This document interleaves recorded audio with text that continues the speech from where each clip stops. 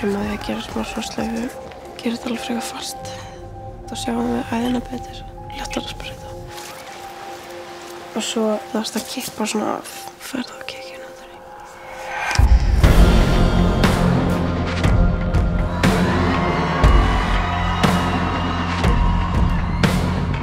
Bíddu, ert þú að sprauta þér svona falleg stelpa?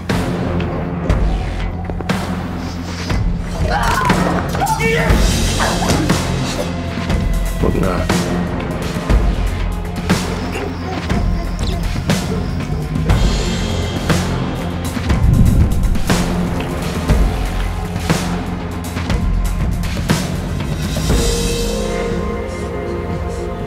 Bara þetta heima. Það svo fucking gæðing.